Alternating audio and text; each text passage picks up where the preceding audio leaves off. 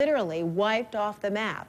Others were crippled and are still struggling to recover. Our Don Lemon takes a walking tour of New Orleans' hardest hit neighborhoods, and he also stopped by a new museum dedicated to Hurricane Katrina.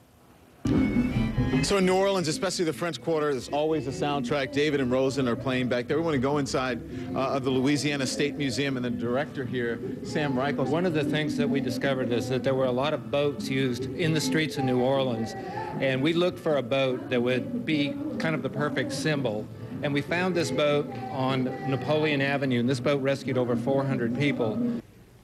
Inside, the first thing you'll see, the museum's centerpiece, the Great Fats Domino's piano. And so it's preserved exactly the way we found it in the house. It was up on one side like that. There's probably no greater cultural icon, living cultural icon, than Fats Domino. And the fact that his house was in the lower Ninth Ward, it was flooded, Fats had to be rescued, and we really believe this piano really speaks to that.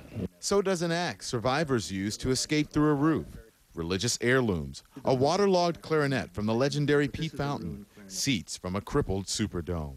This is where people actually sat during their evacuation in the Actually Superdome. sat and slept and whatever and lived. Also on display, those haunting photographs, but you don't need a museum to see that.